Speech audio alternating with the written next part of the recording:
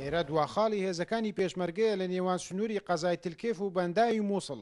ژمارەیەکی زۆری هێزی پێشمەرگەی لێ جێگیر کراوە بە تەواوی سنوورەکە پارێزراوە.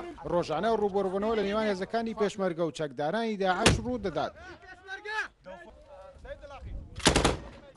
لەو سنوورە لە دوو ڕۆژی ڕابردوو تەنها ناحیوانە و چەند گوندێکی کەوتە دەستی داعشەوە، بەڵام ئەمڕۆ لەلایەن هێزەکانی پێشمەرگە ناحیوانە و گوندەکانی سەر بە ناحیەکە لە چەکدارانی داعش پاک کرایەوە.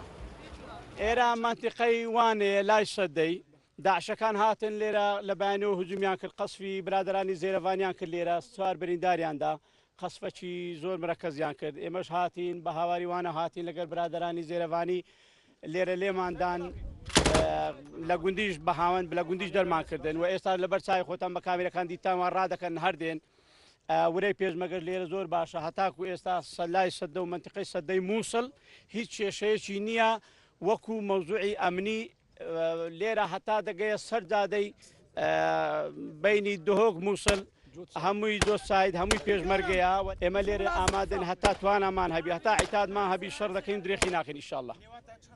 وەڵا نێوانمان هە 500 مەتر دەبی 500 مەترە ئەوان دێنە گوندی عەرەبەکان هاوکاریان دەکەن لە گوندی عەرەبەکانەوە ناو مارەکان تەقەما لێ دەکەن و ئێمەش درێخیمان پێ نەکردینە لەو ئاقارێوا دەبینن کو هەردێن بە چاوی خۆتان بە کامێرەکانی خۆتان دەبینن لە پاشەکشەدان لە هەموو شوێنێک تەنها پێشمەرگە بەرگری بکەوان لە پاشەکشەدان بڕوا بکە ترسنۆکی وەکوانە لە هەموو شوێنێک و دڵنیاتان دەکەمەوە لەمە و دواش ئیشاڵە بە دوایانەوە دەبین هەتا لە زمار و لەو مەنتیقانە ئەو لاشێن دەبینە دەر. لە سنووری بەنداوی مووسڵ و ناحیوانە هێزەکانی پێشمەرگە بە ورەیەکی بەرزەوە ڕۆژانە هێرش دەکەنە سەر چەکدارانی داعش و تێکیان دەشتێنن. بە وتەی ئەفسەرانی پێشمەرگەش توانیویانە 84 چەکداری داعش لە ناوچەکە بکوژن.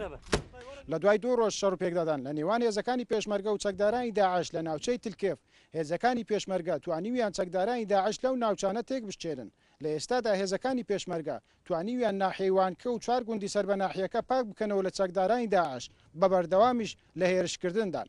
گەیلان بۆتانی کورسات نیوز قەزای تلکێف.